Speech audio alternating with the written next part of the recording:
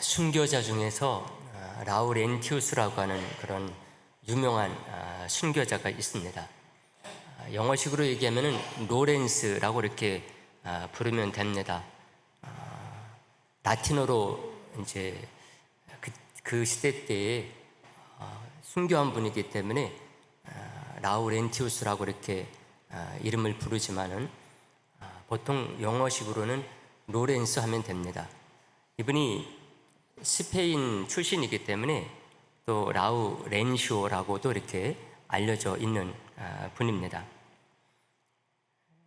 이분의 순교를 돌아보게 되면은요, 예수님을 믿어가지고 우리가 구원을 받았지 않습니까? 그리고 하나님의 자녀 되지 않았습니까? 이것이 정말 이렇게까지 참 놀라운 그런 기쁨을 주는 일인가 하는 것을 생각하지 않을 수 없게 됩니다. 이분은 AD 258년 8월 10일에 당시 로마 왕제는 발레리우스라고 하는 그런 황제가 지배를 하고 있었습니다. 이때 순교한 분입니다. 발레리우스 때는 기독교에 대한 핍박이 전면적으로 이루어지는 가운데서 많은 순교자들이 나왔습니다. 그 가운데서도 유명한 그 변증가 키프리아누스 같은 경우도 이때에 순교를 당했습니다. 이때 바로 이 라우렌티우스도 순교를 하게 됐는데요. 초대교회 당시 많은 순교자들이 있었지만은 이분은 또 특별히 대표적으로 잘 알려진 그런 순교자입니다.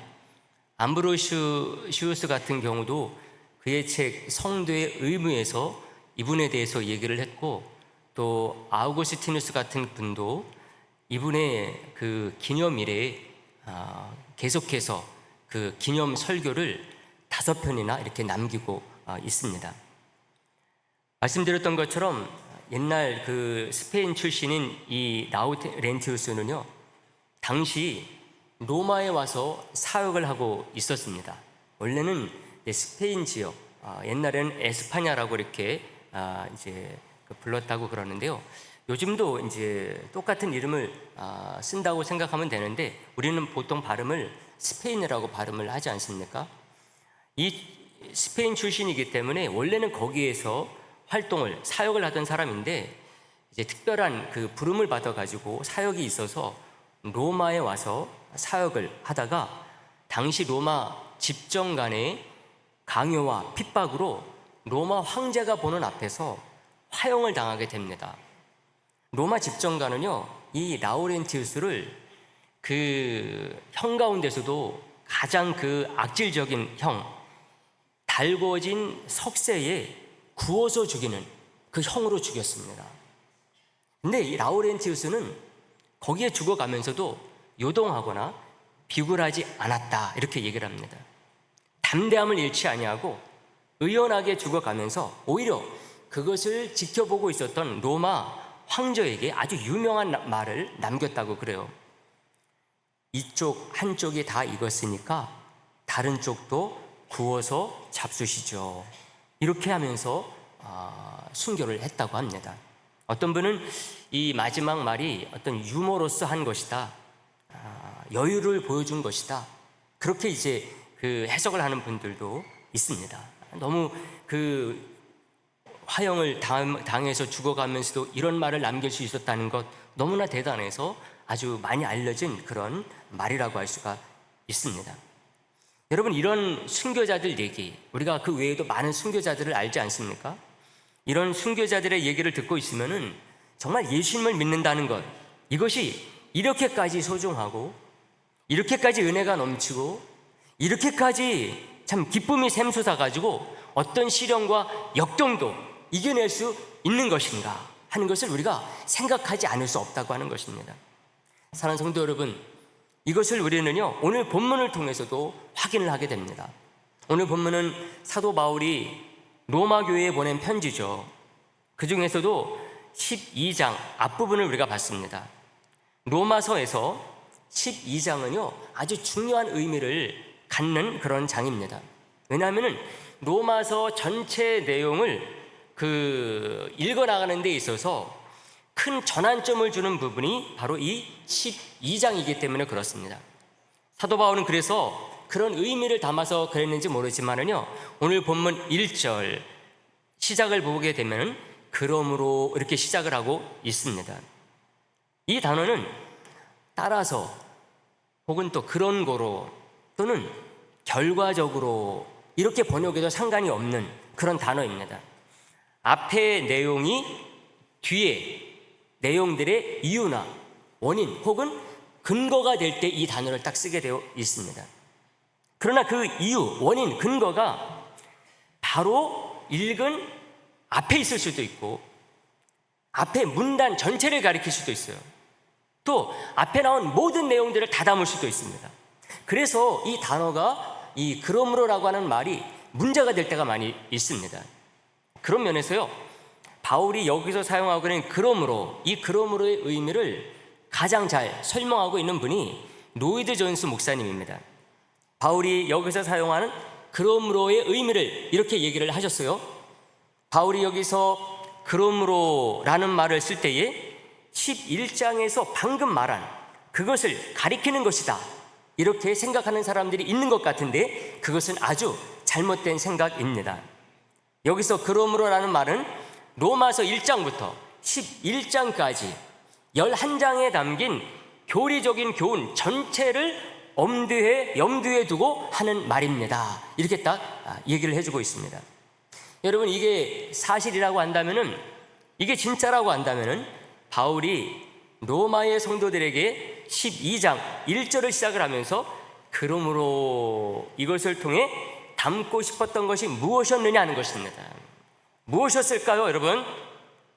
그것을 오늘 본문 말씀을 가지고서 제목을 삼은 이 산제사라는 표현을 통해서 알 수가 있습니다. 오늘 제목이 어떻게 되어 있습니까? 산제사와 믿음의 분량입니다. 여기서 산제사는요, 1절에서 나온 말에서 가져온 말입니다. 한번 우리 1절 말씀 다시 한번 보도록 합니다. 1절 말씀만 다 같이 보겠습니다. 그러므로 형제들아, 내가 하나님의 모든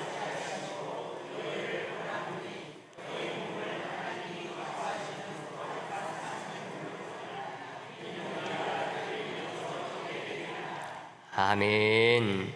거룩한 뭐로 드리라? 산 제물로 드리라, 이렇게 되어 있습니다. 우리 성경은 산 제물로 되어 있어요.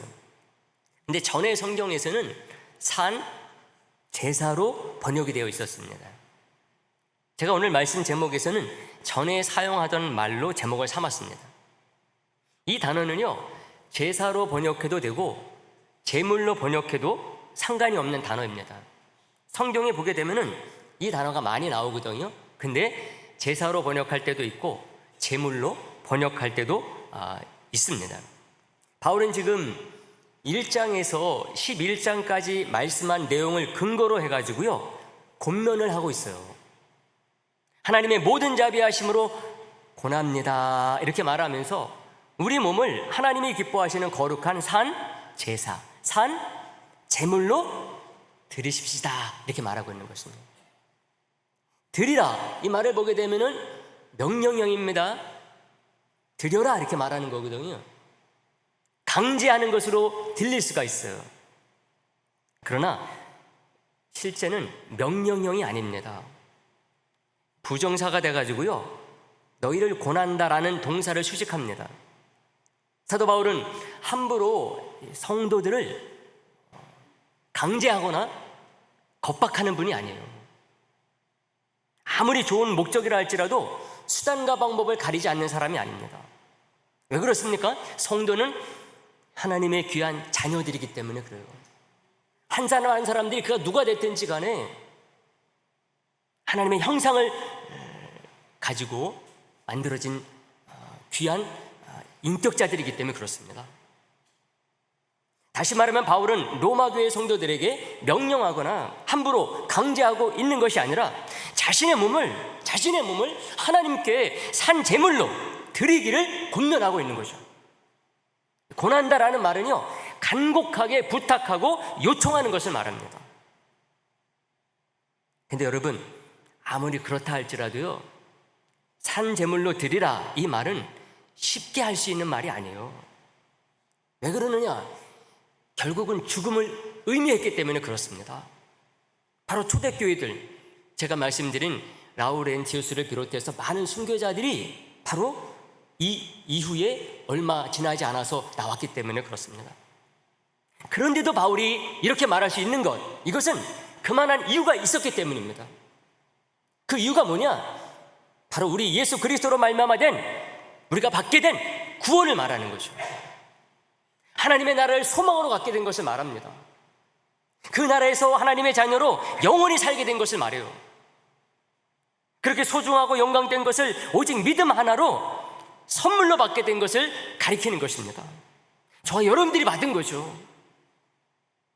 그래서 존 스토트 목사님은요, 이 부분을 주적하면서 이렇게 말씀했어요.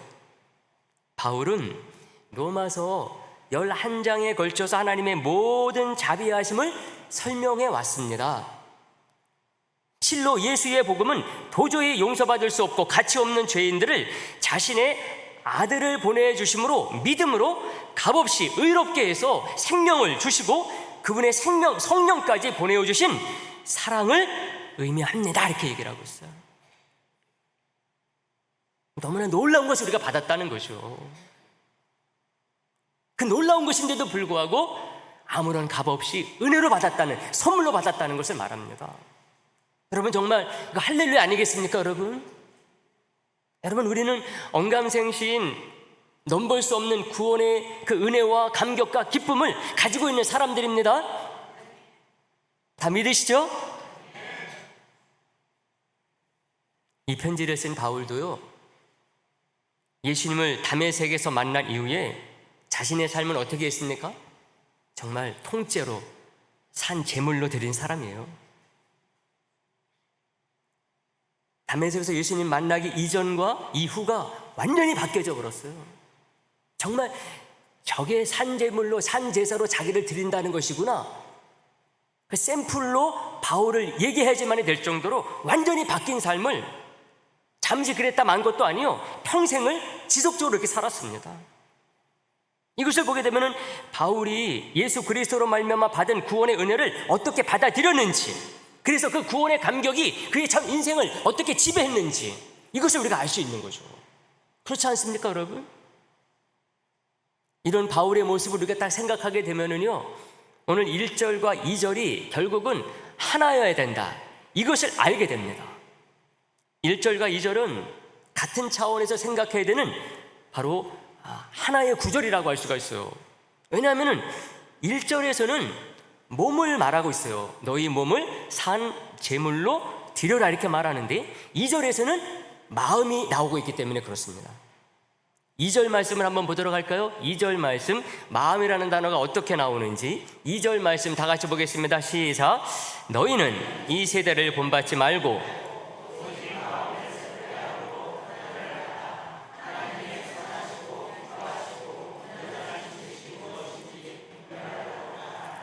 아멘. 이 로마서 12장 1절 2절 말씀은요, 우리가 너무나 많이 들은 말씀이고 접한 말씀입니다. 특히 혼신 예배 같은 경우에는 많이 사용된 구절이에요. 그러다 보니까 우리들이 이 구절에 대해서 좀 편견을 갖고 우리가 있을 수가 있습니다. 그런 것을 여러분들이 잘 감안을 하시면서 여러분들이 좀 더 말씀에 집중했으면 좋겠습니다. 2절에서 눈에 띄는 단어가 바로 뭐냐? 마음입니다. 1절에 몸이라는 단어가 나왔기 때문에 이 2절에 나오는 마음이라는 단어가 눈에 띌 수밖에 없어요. 근데 몸과 마음을 따로따로 분리해서 우리가 생각하면 안 된다는 것입니다. 여러분, 몸과 마음을 따로 분리된 것으로 생각하는 것은요, 이 헬레니즘의 특징이에요. 헬레니즘의 문화, 헬레니즘의 철학, 이런 것들에 영향을 받은 사람들의 특징 중 하나입니다. 다시 말하면 세상적인 사고방식일 수 있다는 거예요. 성경은 몸과 마음을 하나라고 딱 말합니다. 그 사람의 몸이 죄를 지었으면 여러분, 몸만 지옥 가는 게 아닙니다. 마음은 아니었어요. 이렇게 말하면서 마음만은 천국 갈 겁니다. 여러분, 이렇게 말하는 사람 있어요, 없어요? 있을 수 없잖아요. 근데 옛날 헬레니즘에 물든 사람들 중에는 그렇게 생각하는 사람들이 많았어요. 그래서 몸은 죄를 지어도 상관없어요, 이렇게 주장하는 사람들이 있었습니다. 음행에, 탐욕에, 도적과 강도, 이런 죄를 저질러 놓고 몸이 그런 것이니까, 손이 그런 것이니까 상관없다고 그런 사람들이 있었어요. 방탕하고 범죄하면서 그렇게 살아놓고요, 자기 영혼은 천국 갈 것이다, 이렇게 주장하는 사람들이 있었습니다. 여러분, 얼마나 편리합니까? 이렇게 생각하면은요, 그런 식으로 사는 사람들 어떤 면에서는 편리하다고 생각할 수가 있어요. 근데 못된 자들이죠. 이런 사람들은요, 죄를 지어도 회개하기는커녕 반성할 줄도 몰라요. 아, 그거 내 발이 그런 거예요, 내 눈이 그런 거예요, 마음은 안 그랬어요. 그러면서 또 그런 사람들이 나중에 천국 갈 것을 기대하고 있다니까요. 그런 자들은 몸은 죽여도 영혼은 능히 죽이지 못하는 자들을 두려워하지 말고 오직 몸과 영혼을 능히 지옥에 멸하시는 자를 두려워하라. 이 예수님의 말씀을 모르는 사람이라고 할 수가 있습니다. 아주 예수님이 그런 그 헬레니즘 문화, 그런 철학에 물든 사람들에게 아주 그 확실한 말씀으로 도전하고 있었던 것이죠. 바울이 1절에서 너희 몸을 산제물로 드리라 이렇게 했다고 해가지고 몸만 드리면 된다, 이 말로 받아들이면 안 된다는 것입니다. 이것은요, 구약시대 때 제물로 짐승을 사용할 때 할 수 있는 말입니다. 구약시대 때는 제물이 뭡니까? 양이나 염소나 소예요. 이런 짐승은 마음이 없죠. 그냥 겉보기에 흠이 없으면 제물로 쓰는 거예요. 그런 짐승 같은 제물에게나 해당되는 말입니다. 그래서 우리가 1절과 2절을 같이 생각해야 된다는 것입니다. 1절과 2절을 우리가 함께 생각해야 되는 이유는 1절에만 있는 게 아니라요, 2절을 통해서도 알 수가 있어요. 왜냐하면 2절에서는 또 마음만 나오기 때문에 그럽니다. 1절에서는 몸만 나오고 2절에서는 마음만 나와요. 근데 그 내용을 보게 되면은 마음이나 몸이나 다 해당되는 내용들로 되어 있다는 것입니다. 여러분, 2절에 마음만 나왔다 그래가지고 이 세대를 본받지 말고 새롭게 함으로 변화를 받으라, 이것이 마음만 그렇게 하면 된다는 말입니까? 여러분, 그렇게 생각해 볼 수 있잖아요. 아, 마음이라는 단어만 나왔으니까는 이 세대 본받지 말고 새롭게 함으로 변화를 받으시오, 변화된 그런 삶을 마음만 살면 됩니다, 이렇게 받아들이면 안 된다는 것입니다. 그러므로 1절과 2절을 합해야 돼요. 몸뿐만 아니라 마음까지도 산제물로 드릴 만큼, 그리고 그 마음만이 아니라 몸까지도 이 세대를 본받지 말고 새롭게 함으로 변화되지 될 만큼 우리 예수 그리스도로 말미암아 우리가 누리고 있는 복은 엄청나다는 것입니다. 예수 그리스도로 말미암아 우리들이 하나님의 자녀가 됐고 하나님의 나라를 소망을 가지고 있는데 그것이 얼마나 크냐? 우리가 몸만 주님께 산제사로 산제물로 드리면 되는 그 정도가 아니라는 것입니다. 마음만 그렇게 하는 정도로 우리 주님께서 우리에게 주신 사랑이 그 정도밖에 되지 않는 것이 아니라는 것입니다. 우리의 몸과 마음까지 모두 드려도 부족할 만큼 우리가 주님으로부터 받은 그 사랑은, 그 은혜는 너무나 크다는 것입니다. 우리는 몸만으로도 안 되고 마음만으로도 안 될 만큼 우리 주님으로부터 받은 그 사랑과 구원과 영생은 너무나 크고 위대하고 놀랍습니다. 다 믿으시죠? 사랑하는 성도 여러분, 제가 자주 예로 드는 이 파스칼은요, 그 사랑과 구원과 은혜가 얼마나 큰지를 넉넉히 보여주고도 남는 사람입니다. 제가 앞에서 순교자 라우렌투스를 얘기를 했는데요, 이 파스칼은 17세기 사람이에요. 근데 이분도 정말 주님의 그 사랑이 그렇게 더 큰 거야? 이것을 보여주고도 남는 사람이라는 것입니다. 이분은 당시 상황상 소속은 카톨릭이었어요. 하지만 카톨릭 속에 개신교 신자였다, 이렇게 말하면 됩니다. 16세기, 17세기에는 그런 사람들이 많이 있었어요. 워낙 가톨릭이 1000년 이상을 지배해왔었기 때문에요, 거기에서 어떻게 빠져나올 수 없으니까 소속은 거기에 돼 있으면서 이 개신교 신앙, 저와 여러분들이 믿고 있는 이 믿음 가지고 사는 사람들이 많이 있었습니다. 파스칼은 오래 살지 못했어요. 39살에 죽었습니다.